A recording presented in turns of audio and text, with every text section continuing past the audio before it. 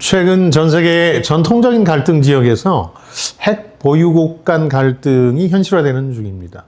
우선 2022년 2월 우크라이나의 나토 가입을 명분으로 해서 옛 러시아의 영광을 재현하려는 러시아가 이 나라를 전격적으로 침공했죠.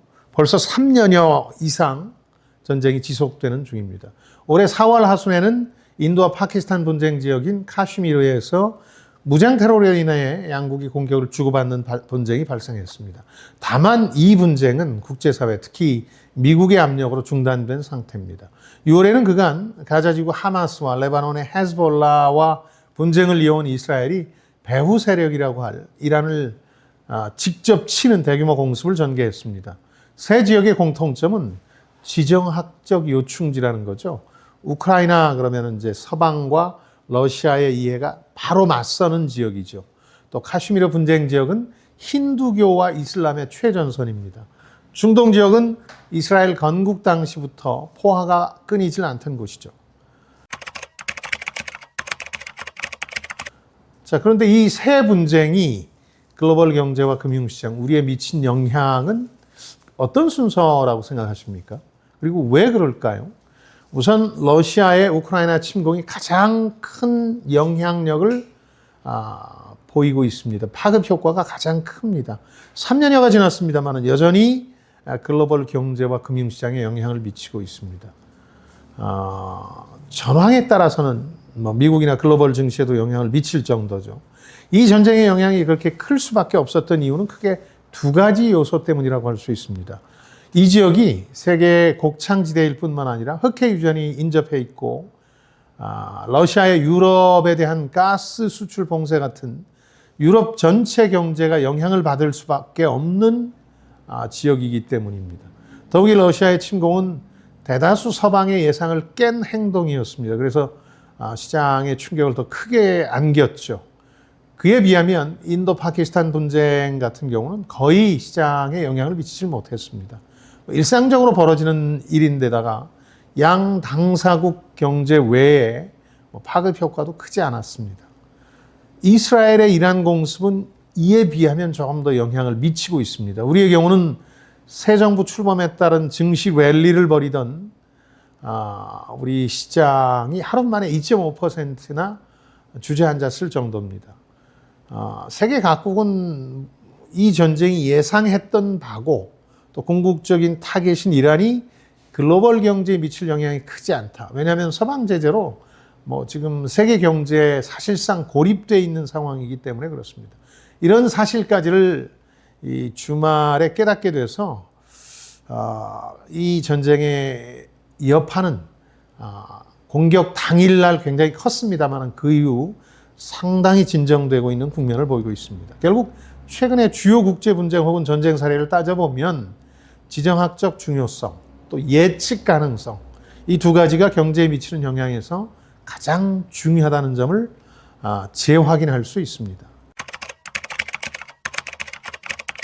근데 여기서 우리가 놓치고 있는 요소 하나를 살펴봐야 됩니다. 실은 이게 글로벌 경제와 금융시장에 미칠 영향이 가장 큰데 깊이 생각해 보지는 않는 요소입니다. 바로 핵 대칭성 혹은 비대칭성입니다. 러시아의 우크라이나 침공이 지금 이렇게 장기화되고 경제에 미치는 영향도 지대한 이유는 러시아가 공인된 핵 보유국이기 때문입니다. 현재 공인된 핵 보유국은 미국, 영국, 러시아, 프랑스, 중국 이렇게 5개 나라입니다. 여기에 비공인 핵 보유국들도 있는데 인도와 파키스탄 그리고 이스라엘을 흔히 꼽습니다. 북한과 이란이 이 비공인 핵 보유국 대열에 들어서기 위해서 무진장 애를 쓰는 중이죠. 러시아가 보유한 막강한 핵 보유 전력 때문에 서방은 우크라이나에 대한 무기 지원이라든가 이 무기를 전면전에 활용할 수는 없도록 제한해 왔습니다. 러시아가 공공연하게 핵 사용 가능성을 언급해 왔기 때문입니다. 그래서 장거리 미사일 같은 경우 굉장히 조심스럽게 우크라이나에 지원해 왔고 그마저도 러시아 본토 공격용으로는 사용하지 못하도록 규제를 했던 거죠. 이 문제로 지금 우크라이나는 조바심을 내왔고 최근에는 이마저도 이 우크라이나 대신 이스라엘 쪽으로 지원을 돌리는 바람에 분통을 터뜨리기도 했습니다. 이 전쟁이 장기 소모전으로 이어져도 서방 입장에서는 괜찮다 하는 이해도 있을 수 있습니다. 우크라이나가 자신들 대리해서 싸워주는 바람에 러시아의 재래식 전력 소모가 커지면서 러시아가 다른 유럽 국가들을 공격하는 일을 예방해주는 효과가 있다. 이렇게 판단했을 수도 있죠. 그러니까 한마디로 핵 보유국 러시아의 심기는 건드리지 않지만 러시아 군사력을 소모하게 해서 이 전쟁을 길게 끌어도 어느 정도 양해한다는 것이 전략적 목표일 수 있다는 거죠. 그러니까 핵의 비대칭성이 이 우크라이나 전쟁을 규정하고 이건 글로벌 경제와 금융시장에 지속적으로 영향을 미치는 근본적인 요인이 된다는 거죠. 반면에 인도와 파키스탄 이 카슈미르 분쟁의 파급 효과는 제한적인데요.